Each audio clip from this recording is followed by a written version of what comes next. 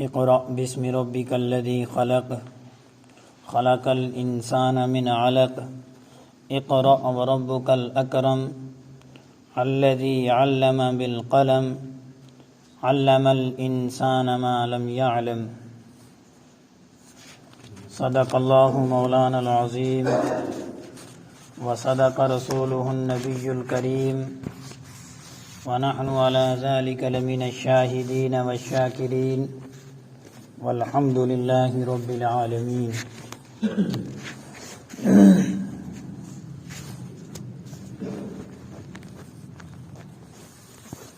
باری تعالیٰ کا احسان ہے کہ رب کریم نے ہم سب کو قرآن کریم سننے کی توفیق نصیب فرمائی ہے.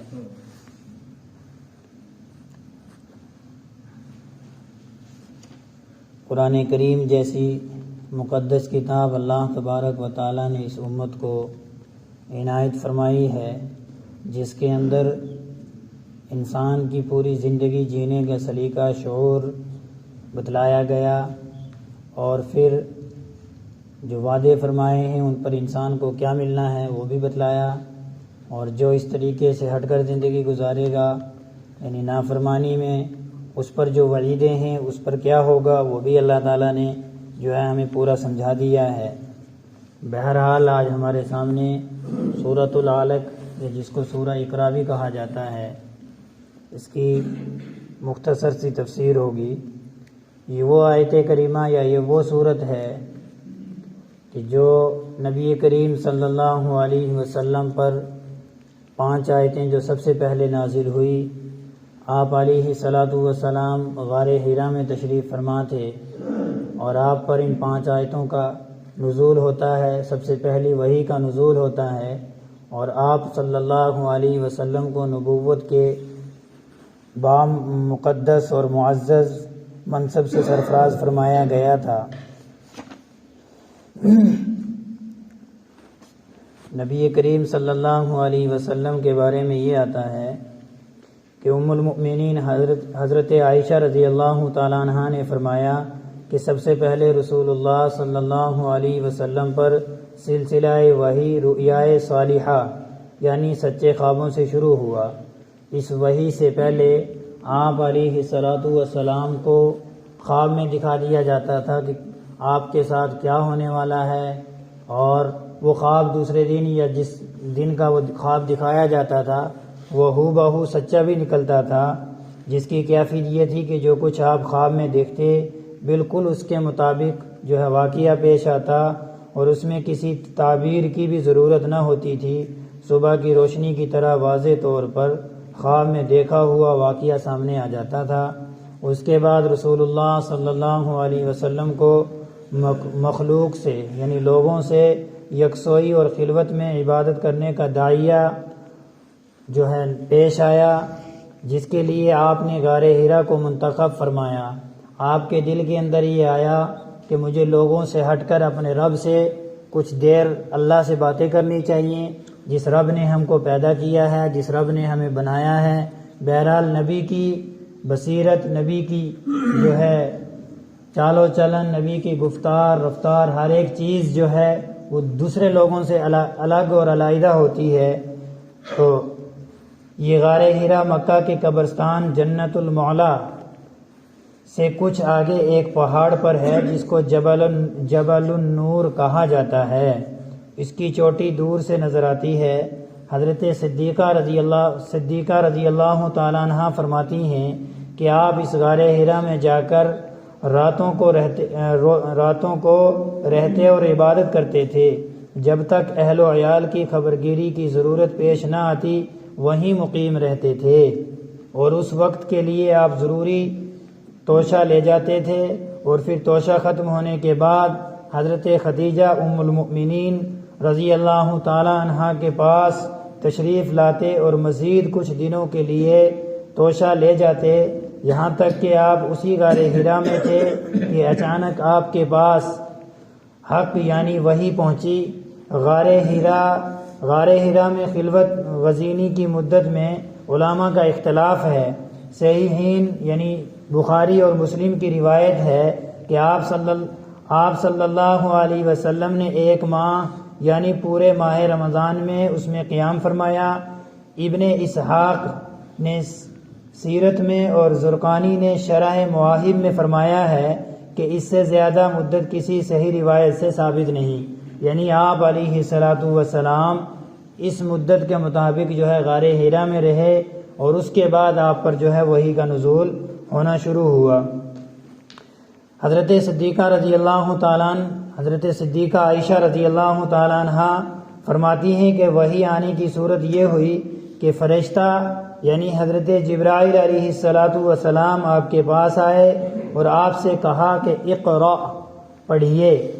آپ علیہ الصلاۃ والسلام نے فرمایا ما انا بقارئ، میں پڑھا ہوا نہیں ہوں، یعنی میں پڑھنے والا یا لکھنے والا یا جاننے والا نہیں ہوں، کیونکہ آپ امی تھے اور جبرائیل امین کے اس قول یعنی اقرا سے مراد آپ پر اس وقت واضح نہ تھی کہ کیا پڑھیں، کس طرح پڑھیں، کیا پڑھوں، یعنی آپ علیہ الصلاۃ والسلام فطرتاً یہ سوچتے تھے کہ کوئی صحیفہ یا کوئی کتاب یا کوئی لکھی ہوئی تحریر میرے ہاتھ میں دی جائے گی جس کو میں دیکھ کر پڑھوں گا، چونکہ لفظ اقرا یہ عربی کا لفظ ہے، ظاہری طور پر یہ حکم دیا جا رہا ہے کہ اقرا پڑھیے۔ اب کیا پڑھیں، ایک انسان کو جو ہے یہی اس کے ذہن میں اشکال آئے گا۔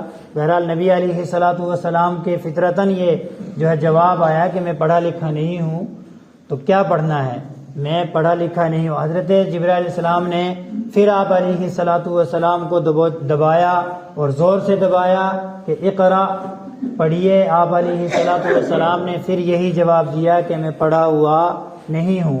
تیسری مرتبہ حضرت جبرائیل علیہ الصلاۃ والسلام نے اپنی آغوش میں لیتے ہوئے آپ علیہ الصلاۃ والسلام کو اتنا دبایا کہ آپ اس دبانے کی تکلیف محسوس کرنے لگے۔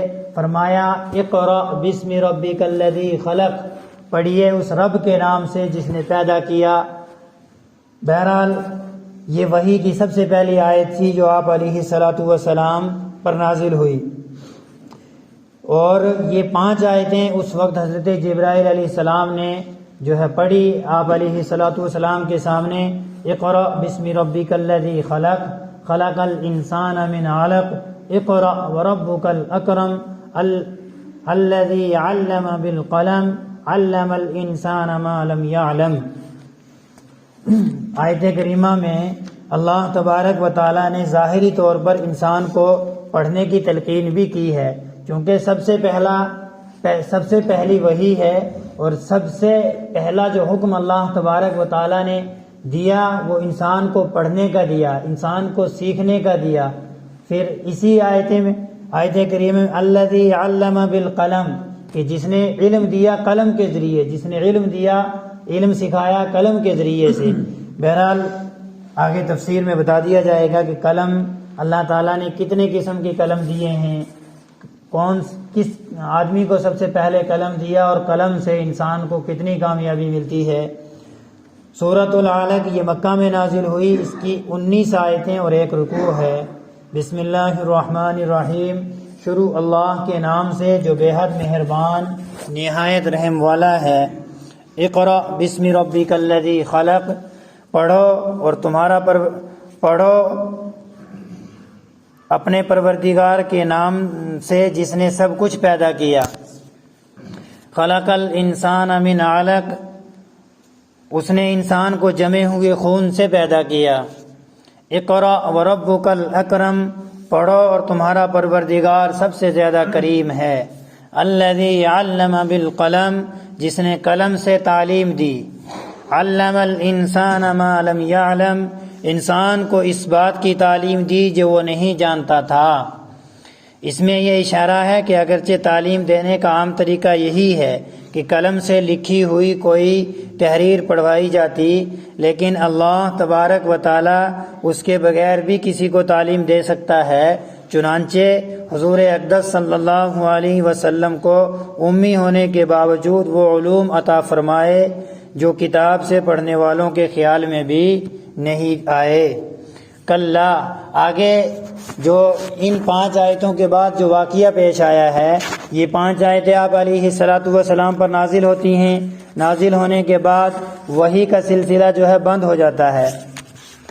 ایک روایت میں آیا ہے کہ 1 سال تک وحی نہیں ہوئی، آپ علیہ الصلاۃ والسلام پر وحی نازل نہیں ہوئی، اور ایک روایت میں آتا ہے کہ 3 سال لگاتار گزر گئے کہ آپ علیہ الصلاۃ والسلام پر وحی نازل نہیں ہوئی۔ لیکن زیادہ واضح روایت یہ ہے کہ 1 سال تک آپ علیہ الصلاۃ والسلام بڑے پریشان رہے، آپ جو ہے آسمان کی طرف دیکھتے رہے، جو ہے بڑے پریشان ہوئے کہ کیا ہو گیا، حضرت جبرائیل علیہ السلام نہیں آ رہے ہیں، اللہ کو کیا ناراضگی ہوئی۔ بہرحال یہ ایک لمبا واقعہ ہے۔ پھر حضرت جبرائیل علیہ السلام آئے اور آ کر جو ہے سورۃ المدثر کی آیتیں نازل ہوئی، سورۃ المدثر نازل ہوئی، پھر سورۃ المزمل کی آیتیں نازل ہوئی۔ تو جب یہ کیفیت آپ علیہ الصلاۃ والسلام پر غار حرا کے اندر جب دبوچا گیا اور آپ علیہ الصلاۃ والسلام اس دبانے کو، حضرت جبرائیل علیہ السلام کے اس دبانے کو برداشت نہیں کر سکے تو آپ کو بخار چڑھ گیا۔ آپ واپس گھر میں آئے، حضرت ختیجہ رضی اللہ تعالیٰ عنہ کے پاس آئے اور کہنے لگے زملونی زملونی، یعنی مجھے چادر اڑائیے۔ دیکھا کہ آپ علیہ الصلاۃ والسلام پر بے حد جو ہے بخار ہے، آپ جو ہے ایک ڈر جو ہے آپ کے اندر ہے۔ یہ ڈر اس وجہ سے نہیں ہے کہ کیا ہوگا، یہ ایک نبوت کا بوجھ تھا، اتنی بڑی ذمہ داری تھی جو اللہ تبارک و تعالیٰ نے آخری نبوت کا آخری بوجھ آپ علیہ الصلاۃ والسلام کے کندھوں پہ جو ڈالا گیا، آپ علیہ الصلاۃ والسلام جو ہے اس کی وجہ سے جو ہے کافی پریشان تھے۔ گھر پہنچے، حضرت ختیجہ رضی اللہ تعالیٰ عنہ نے آپ کو دلاسا دیا، اور یہ یہاں کابرین نے جو ہے علماء مفسرین نے لکھا ہے کہ اگر گھر کی عورت نیک ہو اور پڑھی لکھی ہو اور وہ کچھ جاننے والی ہو تو جو ہے دین کے کاموں میں مرد کا سہارا بن کر جو ہے امت کے لیے ہدایت کا اور کامیابی کا ذریعہ بنتی ہیں۔ حضرت ختیجہ رضی اللہ تعالیٰ عنہ پڑھی لکھی عورت تھی، اس وقت میں جو ہے توریت کی تعلیم سے واقف تھی۔ تو ان کے ایک بھائی تھے، ان کا نام ہے اقوا ابن نوفل، جن کے پاس آپ علیہ الصلاۃ والسلام کو لے کر گئیں کہ یہ واقعہ ان کو غار حرا میں پیش آیا۔ تو انہوں نے فرمایا کہ میں نے کتابوں میں پڑھا ہے، چونکہ وہ بہت قریبی زمانے میں ہی مشرکانہ عقائد سے توبہ کر کر نصرانی بن گئے تھے، حضرت عیسیٰ علیہ السلام کی شریعت پر عمل کرتے تھے۔ تو انہوں نے کہا کہ پچھلی کتابوں میں یعنی توریت، انجیل، زبور میں یہ بتایا گیا ہے کہ ایسے دور کے اندر جو ایسے گھرانے کے اندر ایک لڑکا پیدا ہوگا جس کا نام محمد ہوگا اور وہ نبی ہوگا۔ تو انہوں نے یہ کہا کہ میں جو ہے یہ ارادہ کرتا ہوں کہ اگر میں جوان ہوتا، میں بڑھاپے کی اس نوبت میں نہ ہوتا، تو جب آپ کو مکہ والے نکالیں گے، آپ کے اپنے آپ سے دشمنی کریں گے تو میں آپ کا ساتھ دوں گا۔ نبی علیہ الصلاۃ والسلام کو یہ بات سن کر حیرانی ہوئی کہ مجھے اپنے جو ہے نکالیں گے، کہ جی ہاں ایسا ہی ہوا ہے۔ جب دین کو لے کر کوئی کھڑا ہوا تو سب سے پہلے اگر دشمن کوئی بنا تو اس کے اپنے ہی بنے۔ یہ نبی علیہ الصلاۃ والسلام کے ساتھ بھی ہوا، اور اس لمبی تاریخ میں یعنی اس 1400 سال کے اندر ہم نے اکابرین کی تاریخ میں، صحابہ کی تاریخ میں، ائمہ مجتہدین کی تاریخ میں بھی دیکھا ہے کہ سب سے پہلے اگر دین کی دشمنی کرنے والے میدان میں اترے تو وہ اپنے ہی اترے۔ علامہ انور شاہ کشمیری رحمۃ اللہ علیہ کا واقعہ جو ابھی حال کا ہے کہ کشمیر میں جب تھے، دارالعلوم سے علوم نبوت حاصل کر کے جب کشمیر پہنچے علامہ انور شاہ کشمیری رحمۃ اللہ علیہ، تو کشمیریوں نے بھی ساتھ نہیں دیا تھا، آپ کو نکالا گیا، آپ ہجرت کر کر جو ہے پھر دیوبند میں اور جو ہے گجرات میں دین پھیلایا۔ بہرحال تو یہ واقعہ اس لیے عرض کر دیا کہ ایسے واقعات دین کے اندر ہوتے ہیں کہ جب کوئی دین کی آواز کو اٹھاتا ہے، دین کے پیغام کو، دین کے اس دعوت کو لے کر چلتا ہے، تو سب سے پہلے اپنوں کی باتیں سننی پڑتی ہیں، اپنوں کی جو ہے منہ کی کھانی پڑتی ہیں، پھر جو ہے لوگوں کا سامنا کرنا پڑتا ہے۔ بہرحال اس کے بعد جب یہ سلسلہ بند ہوا تو کافی عرصہ یہ وحی کا سلسلہ شروع نہیں ہوا۔ اس دوران جو ہے ابو جہل آپ کا دشمن جو سب سے بڑا بن گیا۔ ابو جہل آپ علیہ الصلاۃ والسلام کو ستاتا تھا، ستانا شروع کر دیا، نعوذ باللہ، یہاں تک کہ کہا کرتا تھا کہ اگر اس نے اپنی نبوت کو نہیں روکا، اپنے اس دین کی دعوت کو نہیں روکا، اور بیت اللہ میں جا کر نماز پڑھنے سے یہ باز نہیں آیا، تو نعوذ باللہ میں جو ہے اس کا سر کچل دوں گا۔ ابو جہل اس قسم کی باتیں کرتا تھا۔ اللہ تعالیٰ نے آگے یہ فرمایا، کلا ان الانسان لیطغی، حقیقت یہ ہے کہ انسان کھلی سرکشی کر رہا ہے، یہ جو بکواس کر رہا ہے، یہ جو بک رہا ہے، یہ اس کی سرکشی اور تکبری ہے۔ فرمایا اس کے بعد سورت کے آخری تک جو آیتیں ہیں وہ غار ہرا کے مذکورہ بالا واقعے کے کافی بعد نازل ہوئی تھی، اور ان کا واقعہ یہ کہ ابو جہل کا جو میں نے پیش کر دیا آپ کے سامنے، ارآہ استغنی، اگلے آیت کریمہ میں فرمایا کیونکہ اس نے اپنے آپ کو بے نیاز سمجھ لیا تھا، وہ سمجھتا تھا کہ میں کفار کا سردار ہوں، آج میرے پاس اتھارٹی ہے، پاور ہے، میرے پاس مجمع ہے، میرے پاس قوم میری بات کو سنتی ہے، تو میں تو کسی کی جو ہے مانوں گا ہی نہیں۔ ان الی ربک الرجع، سچ تو یہ ہے کہ تمہارے پروردگار ہی کی طرف سب کو لوٹنا ہے۔ اللہ تبارک و تعالی یہ سمجھانے کے انداز میں کہہ رہے ہیں، تکبر کر لو، سرکشی کر لو، ظلم کر لو، زیادتی کر لو، آخر ایک دن جو ہے بلاوا جب آئے گا تو لوٹنا اسی پروردگار کی طرف ہے کہ جس نے ہمیں اس دنیا کے اندر بھیجا بھی ہے۔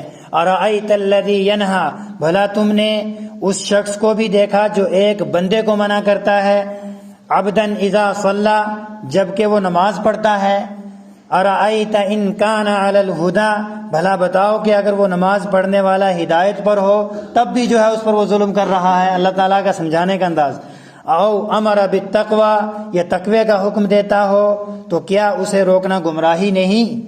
ارأیت ان کذب وتولی، بھلا بتاؤ کہ اگر وہ روکنے والا حق کو جھٹلاتا ہو اور منہ موڑتا ہو۔ ابو جہل کی خصلت کو بیان کیا، الم یعلم بان اللہ یری، کیا اسے یہ معلوم نہیں کہ اللہ دیکھ رہا ہے؟ کلا لئن لم ینتہ لنصفعا بالناصیہ، خبردار اگر وہ باز نہ آیا تو ہم اسے پیشانی کے بال پکڑ کر گھسیٹیں گے۔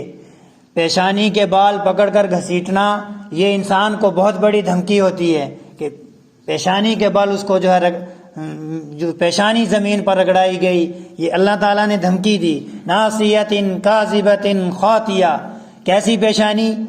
وہ پیشانی، اس پیشانی کے بال جو جھوٹی ہے، گناہ گار ہے، اس کے بل اس کو جو ہے گھسیٹا جائے گا اگر وہ باز نہیں آیا۔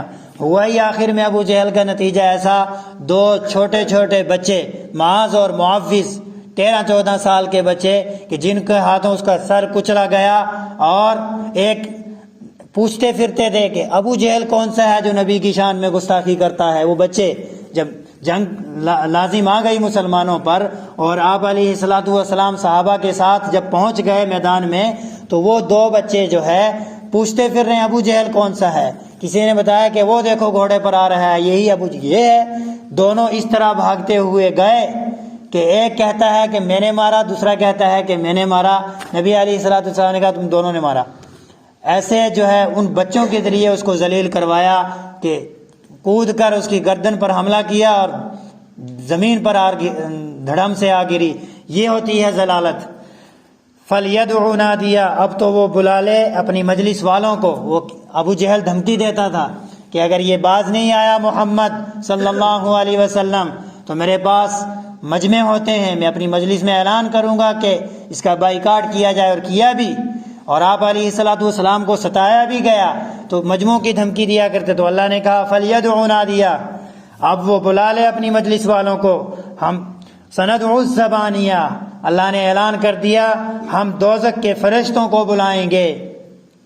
شروع میں ابو جہل نے جو حضرت صلی اللہ علیہ وسلم کو نماز سے روکا تھا، آپ نے اسے جھڑک دیا تھا۔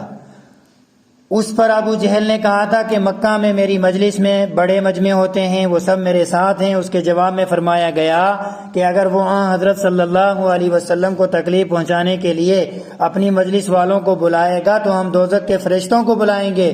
بعض روایتوں میں ہے کہ ابو جہل آپ کو تکلیف پہنچانے کے لیے بڑا تو تھا لیکن پھر رک گیا، ورنہ فرشتے اس کی بوٹیاں نوچ ڈالتے۔ کلا لا تطعہ واسجد واقترب، ہرگز نہیں، اس کی بات نہ مانو اور سجدہ کرو اور قریب آ جاؤ۔ یہ آیت کریمہ جو ہے اللہ تعالیٰ کے قریب اللہ نے اپنے بندوں کو قریب کیا ہے، اور یہ بڑا پیارا جملہ ہے۔ اس سے یہ معلوم ہوتا ہے کہ انسان کو سجدے کی حالت میں اللہ تبارک و تعالیٰ سے خاص قرب حاصل ہوتا ہے۔ جب انسان سجدہ ریز ہوتا ہے، اللہ کے سامنے اپنی پیشانی کو ٹیکتا ہے، اللہ کے سامنے جو ہے اپنی پیشانی رگڑتا ہے، تو اللہ کا قرب حاصل اس کو سب سے زیادہ سجدے میں ہوتا ہے۔ تو علماء مفسرین نے لکھا ہے کہ سب سے زیادہ دعائیں قبول سجدے کے اندر ہوتی ہیں۔ انسان کو فرض نمازوں کی سجدے میں دعائیں تو نہیں مانگنی چاہیے، البتہ نفل کے سجدوں میں دعائیں مانگے۔ حدیث پاک میں اس کو سکھایا گیا ہے، الفاظ بتلائے گئے ہیں، تو وہ سجدے میں پڑھ کر اللہ کے سامنے یہ کہ اللہ تیرے قدموں میں گر کر تجھ سے بھیک مانگ رہا ہوں، تو ہی ایک پروردگار ہے جو سب کچھ نواز سکتا ہے، تیرے سوا ہمارا کوئی سہارا نہیں ہے، تیرے سوا کوئی مشکل کشا نہیں ہے، تیرے سوا کوئی حاجت روا نہیں ہے۔ تو اللہ کے سامنے اگر کوئی چیز مانگنی ہے تو سب سے قرب اللہ کا جو ہوتا ہے وہ سجدے کے اندر ہوتا ہے۔ اور یہ جو آیت کریمہ میں نے پڑھی ہے، کلا لا تطیعہ واسجد واقترب، یہ آیت کریمہ سجدے کی آیت ہے۔ آپ سب پر بھی سجدہ واجب ہوتا ہے، مجھ پر بھی سجدہ واجب ہوا، بہرحال یہ سجدہ بھی کر لیں، نماز کے بعد کر لیں ایک سجدہ۔ قرآن کریم کے اندر جو قرآن کریم کے اندر جو آیتیں آتی ہیں جہاں سجدے کا حکم دیا گیا وہ 14 سجدے ہیں، تو ان 14 سجدوں پر وہ پڑھنے والوں پر بھی سجدہ ضروری ہوتا ہے اور سننے والوں پر بھی سجدہ لازم آتا ہے، لہٰذا وہ سجدہ کر لینا چاہیے، نہ کرنے والا گناہ گار ہوتا ہے، رزق میں بے برکتی ہوتی ہے۔ تو اس سجدے کی حالت میں ابو داود میں حضرت ابو ہریرہ رضی اللہ تعالیٰ عنہ کی روایت ہے کہ رسول اللہ صلی اللہ علیہ وسلم نے فرمایا، بندہ اپنے رب سے قریب تر اس وقت ہوتا ہے جب کہ وہ سجدے میں ہو، اس لیے سجدے میں بہت دعا کیا کرو۔ اور ایک دوسری حدیث میں یہ لفظ بھی آئے ہیں کہ سجدے کی حالت میں دعا قبول ہونے کے لائق ہوتی ہے۔ اچھا، نفل نمازوں میں جیسا میں نے بتایا سجدے میں دعا کرنا ثابت ہے، بعض روایات حدیث میں اس کی دعا کے خاص الفاظ بھی آئے ہیں، وہ الفاظ معصورہ پڑھے جائیں تو بہتر ہے۔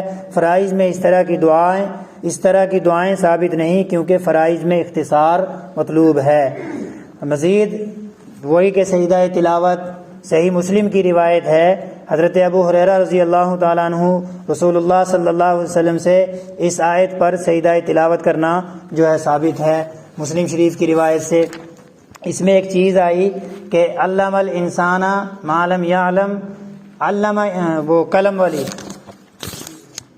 علم الانسان ما لم یعلم الذی علم بالقلم، کہ انسان نے کہ اللہ تعالیٰ نے انسان کو قلم سے سکھایا، یعنی علم کتابت سے، لکھنے سے اللہ تعالیٰ نے علم دی۔ 3 چیزیں جو ہے اس میں بیان کی گئی ہیں کہ اللہ تعالیٰ نے جو چیزیں بنائی ہیں ان میں یہ بتایا کہ بعض حضرات نے فرمایا فن کتابت سب سے پہلے حضرت آدم علیہ السلام کو سکھایا گیا، اور بعض نے فرمایا کہ سب سے پہلے حضرت ادریس علیہ السلام کو، اور سب سے پہلے یہ جو ہے وحی کا سلسلہ انہوں نے شروع کیا، اور بعض حضرات نے فرمایا کہ ہر شخص جو کتابت کرتا ہے وہ تعلیم من جانب اللہ ہوتا ہے۔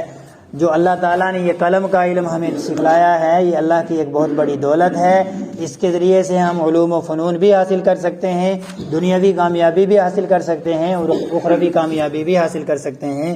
اللہ تبارک و تعالی ہم سب کو علم دین سیکھنے اور سکھانے کی توفیق نصیب فرمائے اور اس پر عمل کرنے کی توفیق نصیب فرمائے۔ وآخر دعوانا